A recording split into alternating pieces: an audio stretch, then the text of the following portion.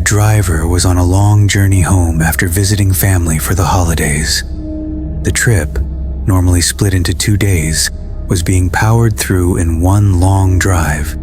Snow began falling about halfway through, light at first, but steadily worsening as the hours passed.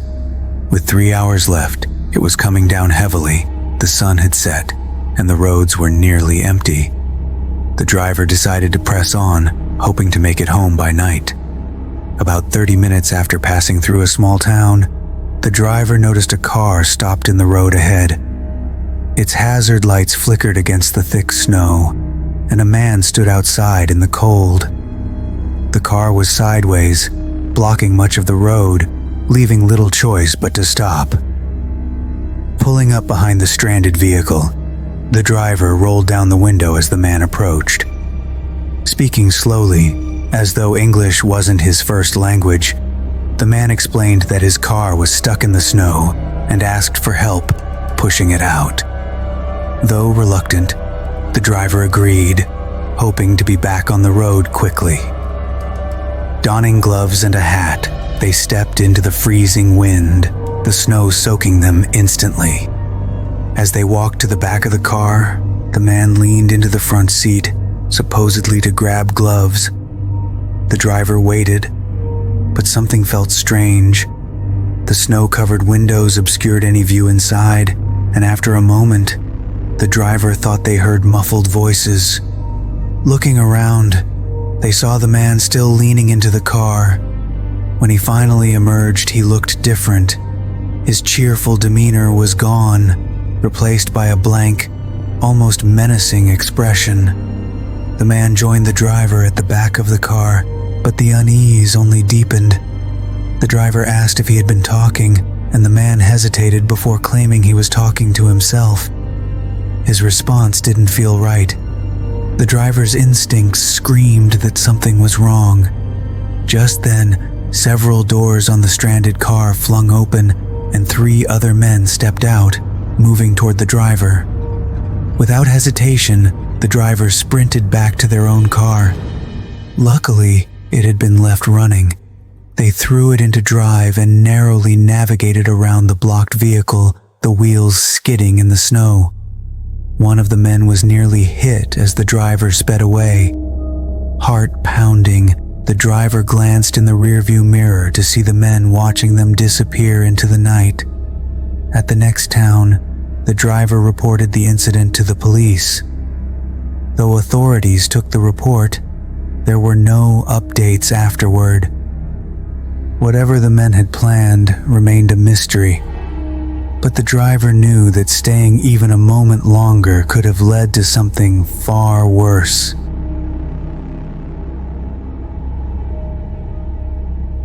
A few days before Halloween, someone was looking forward to a late night off from work. After picking up fast food, they settled on the couch to enjoy some Netflix. About 30 minutes into the show, they paused it and went to the kitchen to throw out the leftover food. As they turned around, they noticed a figure standing in the backyard, staring at the house.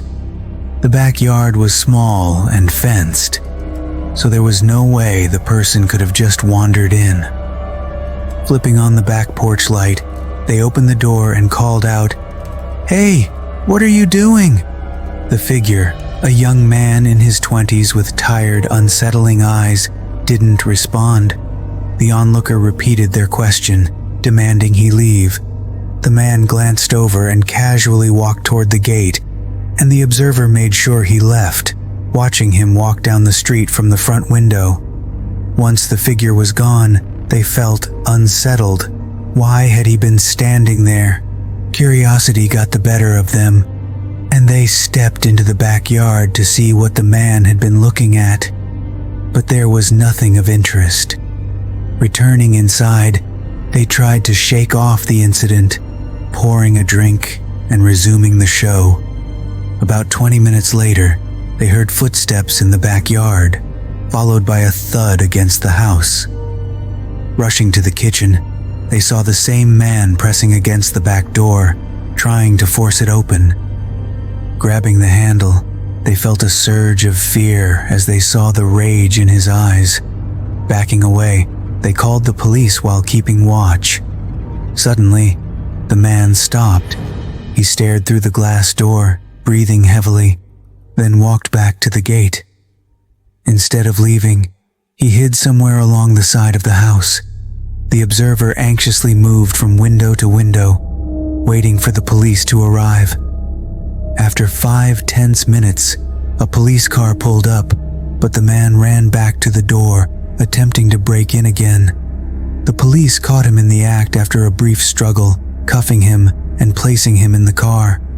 It was clear he was under the influence of something strong, confirmed by tests later. Despite questioning him that night and in the following days, he never provided a reason for his actions. Left with a mix of emotions, the observer wondered how to feel about the incident. Part of them dismissed it as the actions of a crazy person with no motive, but another part couldn't shake the fear from the man's eyes and his decision to try breaking in instead of fleeing. If he had succeeded, the outcome could have been terrifying. They learned he would only be imprisoned for a few weeks due to his state at the time, leaving them to worry about whether he would return.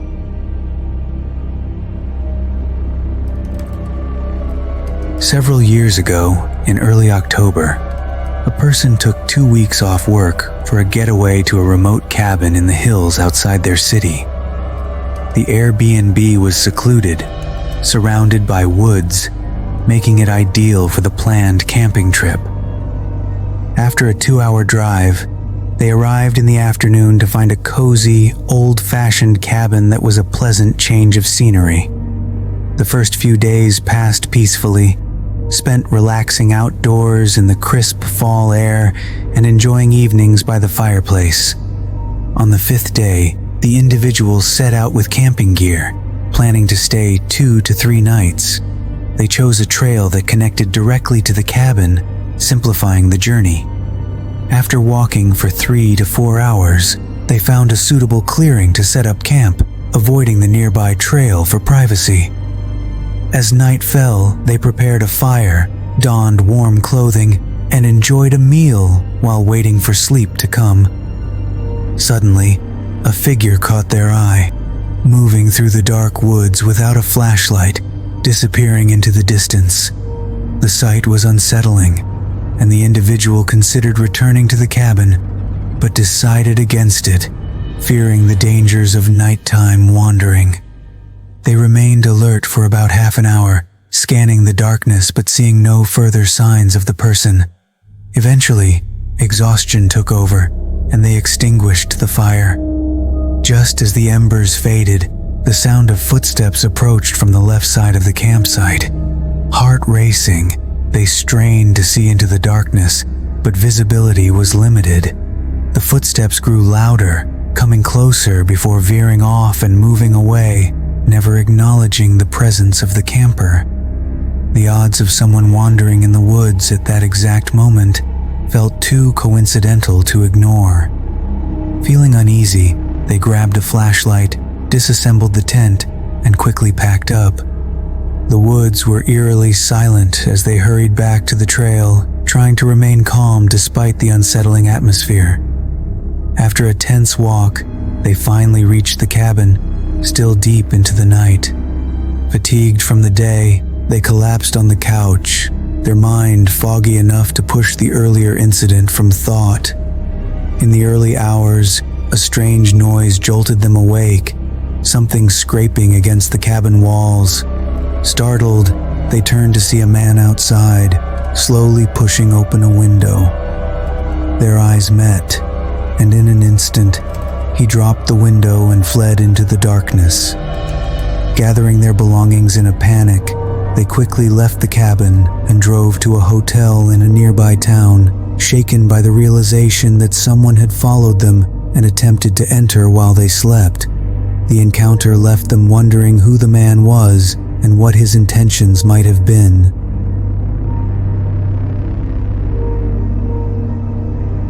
It was a late November evening, and I found myself driving north on the New Jersey Turnpike, returning to Midtown Manhattan from a business trip.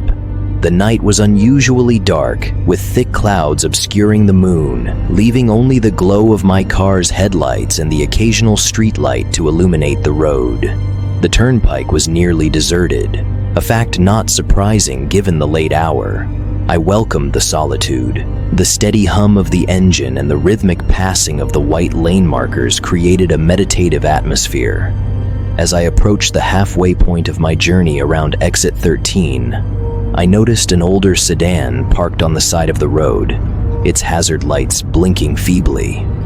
Normally, I wouldn't stop, especially at night, but something compelled me to slow down. A figure stood next to the car, seemingly peering under the hood. I pulled over a safe distance away and got out, my breath visible in the cold November air. "Need any help?" I called out as I approached. The figure straightened and turned toward me, a woman, probably in her 30s, her face etched with worry. "I don't know what's wrong with it," she said, her voice tinged with frustration. "It just died on me." I wasn't a mechanic, but I knew my way around a car. I offered to take a look, and she watched anxiously as I examined the engine. It didn't take long for me to realize that this wasn't something that could be fixed on the side of the highway. "You need a tow," I said.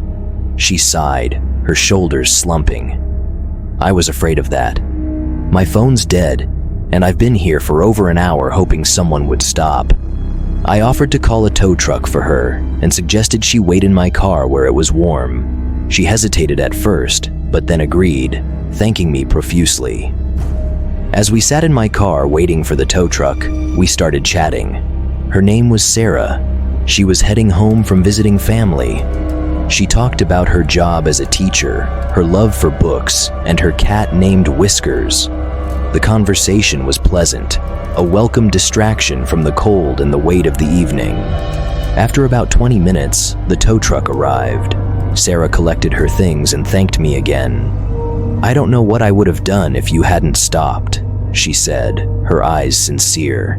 I watched as her car was loaded up, ensuring she was safely on her way before getting back into my car and continuing my journey. The rest of the drive was uneventful, but my mind kept drifting back to Sarah. It felt good to have helped someone, a small beacon of light on a dark, lonely road. I reached exit 16, merging off the turnpike, and the city lights of New York welcomed me back. As I drove through the streets, I reflected on how quickly life can change.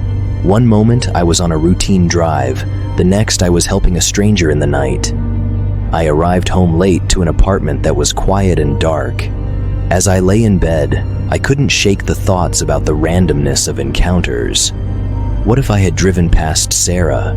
What if she had never broken down? Life is a series of chance happenings, and sometimes those chances lead to unexpected connections. The next morning, I woke up to the news reporting an accident on the turnpike not far from where I had helped Sarah. A sense of unease settled over me as I listened to the details. A multi-car pileup with several injured. It had happened not long after I had passed through. I thought about how fragile life is and how a simple decision, like stopping to help someone, can have a ripple effect. If I hadn't stopped for Sarah, I might have been involved in that accident. As I went about my day, I couldn't shake the feeling of how closely our lives are intertwined with those of strangers we pass by, hundreds of people every day, unaware of their stories, their struggles, or how our paths may cross in insignificant ways.